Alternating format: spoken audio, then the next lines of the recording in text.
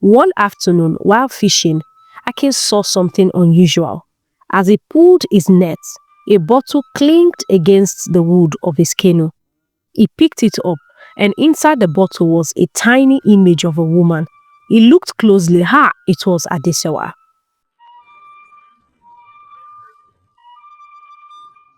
A long time ago, in a small town near the Atlantic coast of Ondo State, there lived a young girl named Adesewa.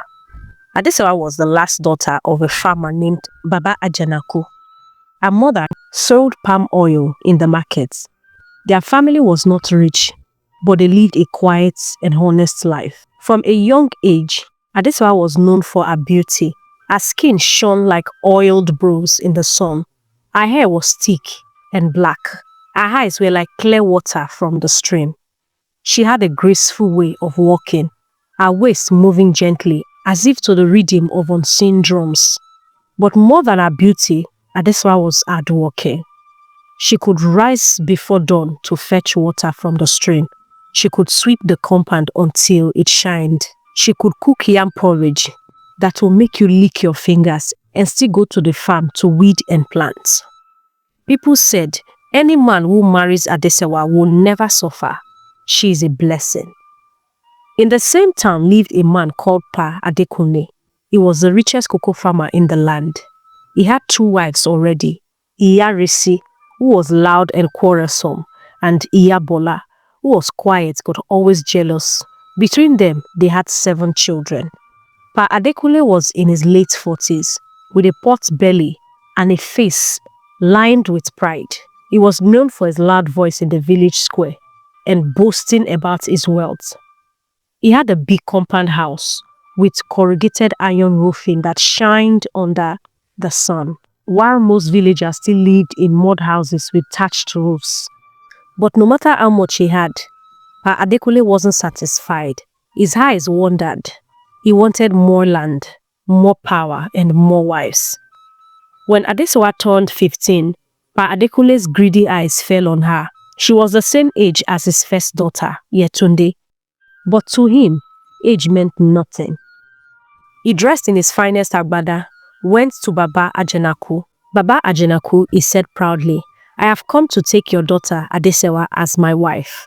I will clothe her in lace, feed her the best food, and she will live in comfort. After all, I am a wealthy man." Baba Ajanaku looked at him in disbelief. "My daughter is still a child, barely 15, and you're old enough to be a father. Please, Pa Adekunle, leave her to go." Pa Adekunle's face tightened, but he forced a smile and left. 3 years passed. Adesewa grew even more beautiful. Suitors from neighboring towns began to admire her. But before anyone could speak, Pa Adekunle returned. This time, Adesewa herself was old enough to answer. She bowed respectfully and said, "Sir, I respect you, but I cannot marry you. You're too old for me." The villagers praised her wisdom, but Pa Adekunle left with bitterness burning in his heart. 2 more years passed. Then Adesewa turned 20.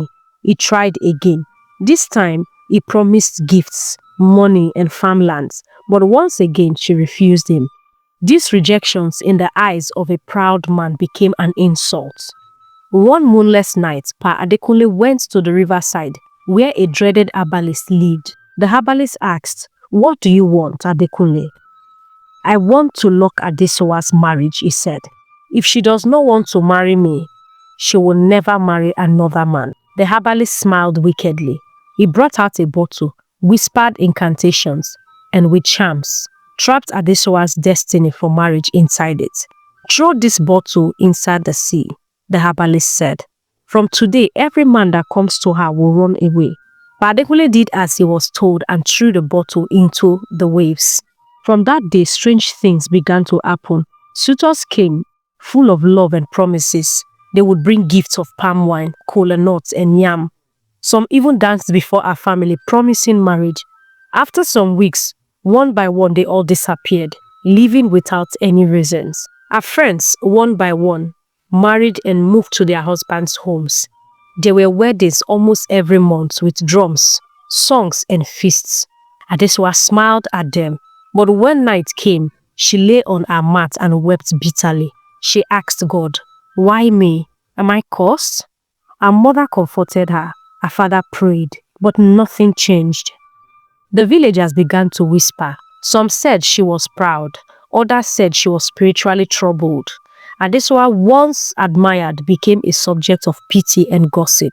Adesewa's elder brother, Olamilekan, had a close friend named Akin. Akin was a fisherman, strong and fearless. Every day he went to the sea with his canoe and nets. He was known for his honesty and kind heart. One afternoon, while fishing, Akin saw something unusual. As he pulled his net, a bottle clinked against the wood of his canoe. He picked it up, and inside the bottle was a tiny image of a woman. He looked closely. It was Adesewa. Startled, he rushed to Olamilekan's house. "Olamilekan, see what I found in the sea." When Olamilekan saw the bottle, his body shook. "This is my sister. What evil is this?" Together they prayed and broke the bottle. At that very moment, Adesewa was in the backyard pounding yam. Suddenly, she felt a weight lift off her chest. A peace she had not known in years washed over her. She began to sing as she walked, her face glowing with joy. Not long after, a good man named Kunle, a wealthy trader from another town, came to seek for her hand in marriage. Unlike before, this time, there was no fear, no disappearance. In less than 3 months, Adesewa was married. Pa Olakunle's first daughter, Yetunde, who was Adesewa's age mate and already a mother of 2, suddenly fell sick and died mysteriously. Soon after, Pa Adekunle himself fell ill. His cocoa farm began to wither. His wealth dwindled. His wives fought bitterly, and his once proud voice became a whisper. On his deathbed, he confessed, "It was I who locked Adesewa's marriage inside the bottle. I went to the herbalist out of jealousy and pride. Forgive me." The villagers shook their head. The damage had been done. That very night, he died. His legs were swollen and worms came out. He died in pain. Adesewa, on the other hand, lived with peace and joy. The years she had lost couldn't even be remembered. She forgot the sleepless nights, the night she had to cry herself to sleep.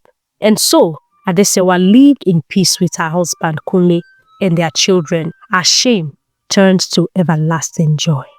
Moral lessons. Pride and jealousy lead only to destruction. What God has ordained cannot be stopped by any man. Wickedness may last for a time, but justice will always come. The truth will always prevail. No matter how much you try to hide the truth, it will always show forth. Why? Because no matter how dark the night may be, the dawn will always come. Thank you for watching. Bye.